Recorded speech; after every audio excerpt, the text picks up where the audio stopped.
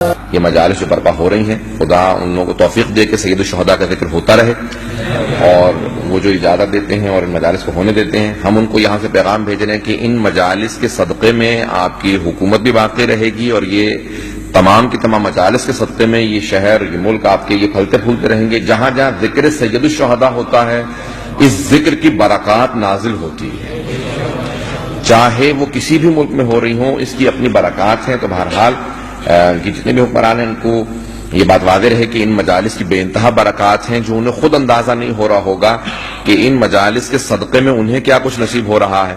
تو بہرحال یہ مجالس بے انتہا ہمارے لیے بارزش ہیں۔ ذکر سید الشہداء کا جہاں پہ فرش بچھا دیا جائے وہاں پہ بیٹھنا چاہیے۔ ایک اور میں بات کہوں گا کہ یہاں تک معصوم علیہ السلام نے کہا ہے کہ جہاں پہ بھی جنت کا باغ دیکھو وہاں پہ شامل ہو جاؤ، جنت کے باغ میں جا کے بیٹھ جاؤ۔ تو لوگوں نے کہا کہ مولا دنیا میں جنت کا باغ کہاں؟ کہا کہ جہاں پہ ہمارے مؤمنین بیٹھے ہوں اور ہمارا ذکر کر رہے ہوں،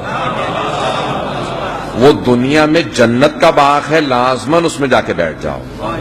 تو بہرحال یہ جو مجالس ہیں، ذکر ہیں، یہ بہرحال بہت باارزش ہے، اس کی ارزش کو سمجھیں، اور بہرحال جو ذکر ہو رہا ہے پروردگارہ اس کی حفاظت فرمائے، اور یہ ذکر اسی طرح سے جاری و ساری رہے، کیونکہ اسی ذکر سے وابستگی ہم سب کے لیے خیر ہے، ہمارے لیے، ہماری اولادوں کے لیے، ہماری نسلوں کے لیے خیر اسی کے اندر۔ عزیزان گرامی، اس مجالس کے بھی کچھ آداب ہیں۔ جب گھر سے چلیں تو نیت کر کے چلیں میں مجلس سید الشہداء میں جا رہا ہوں، اور جب نیت کر کے گھر سے چلیں تو کہیں کہ اب یہ ثواب جو میرے لیے لکھا جا رہا ہے بہت تیزی سے، میں اپنے ثواب میں اپنے والدین کو شریک کرتا ہوں، اور مرحومین کا، اساتید کا، سب کا نام لیں۔ اللہ کے ہاں ثواب کی کمی نہیں ہے، وہ ثواب سب کو دے گا۔ اور جب چلیں تو انشاءاللہ آداب کے ساتھ اس طرح سے چلیں۔ چند ایک باتیں کہوں گا انشاءاللہ، کیونکہ لاسٹ مجلس ہے، تھوڑی سن لیجیے۔ تو عزیزان کرام، جب چلیں تو وضو کر کے چلیں تاکہ اہتمام رہے کہ ہم مجلس میں جا رہے ہیں، عبادت کے لیے جا رہے ہیں، عبادت میں وضو سے آیا جاتا ہے، اور پھر روح کی طہارت انہی مجالس میں ہوتی ہے، تطہیر یہاں پہ ہوتی ہے، انسان کی روح اس مجلس میں پاک ہوتی ہے، گناہ دھلتے ہیں، اور انسان کے بے انتہا دو چیزیں ہیں، توجہ رکھیے گا میرے ساتھ۔ کچھ چیزیں ہوتی ہیں، اگر آپ نامہ اعمال میں دیکھیں نا، ایک قلم ہوتا ہے، قلم لکھنے کا کام کرتا ہے، اور ایک پاکون ہوتا ہے جسے آپ ربر کہتے ہیں، مختلف چیزیں کہتے ہیں، جو مٹانے کا کام کرتا ہے۔ اگر پہنچ رہے ہو، کچھ چیزیں لکھنے کا کام کرتی ہیں، کچھ چیزیں پاک کرنے کا کام کرتی ہیں۔ کچھ ایسے نیکیاں ہیں جن سے آپ کے نامہ اعمال میں ثواب لکھے جاتے ہیں، کچھ ایسے نیک اعمال ہیں جس کی وجہ سے گناہ معاف کیے جاتے ہیں۔ اور کہا جاتا ہے کہ درود سب سے زیادہ جو ثواب ہے نا وہ صلوات کا ہے۔ صلوات میں یہ ہے کہ اس میں ثواب بھی لکھا جاتا ہے، گناہ بھی معاف کیے جاتے ہیں۔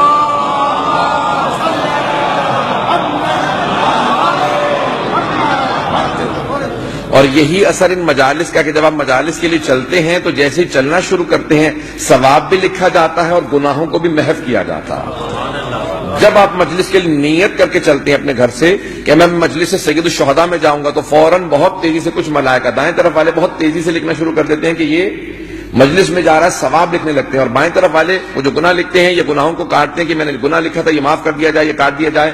تو اس کو حکم ہو جاتا ہے کہ تیزی سے گناہوں کو کاٹنا شروع کر دو، مٹانا شروع کر دو۔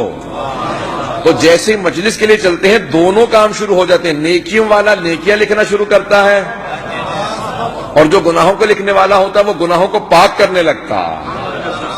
اور عزیزان گرامی، یہ مجالس ہیں، ان کے اثرات ہیں۔ اور اب کیا کریں کہ جب آ رہے ہوں تو دو باتوں کا خاص لحاظ رکھیں، دو باتوں کی تاکید کرنا چاہتا ہوں۔ ایک تو راستے میں یا تو اہل بیت پہ درود بھیجتے ہوئے آئیں، صلوات بھیجتے ہوئے آئیں، اور جاتے میں بھی صلوات بھیجتے ہوئے جائیں، کیونکہ آتے میں بھی عبادت کر رہے ہیں، جاتے میں بھی عبادت کر رہے ہیں۔ بہت سے لوگ بعض اوقات ثواب کو ضائع کرنے لگتے ہیں، الٹے سیدھے تبصرے شروع کر دیتے ہیں، جس کی وجہ سے بعض اوقات باتیں ضائع ہو جاتی ہیں، وہ جو انسان کا ثواب لکھا ہوتا ہے۔ اور بہت سے لوگ کہتے ہیں بھئی ہمیں تو گناہوں کی عادت پڑ چکی ہے، اب اتنا ثواب، اتنی لمبی فہرست کون لے کے جائے، تو پھاڑ پھوڑ کے پھینک کے جائیں۔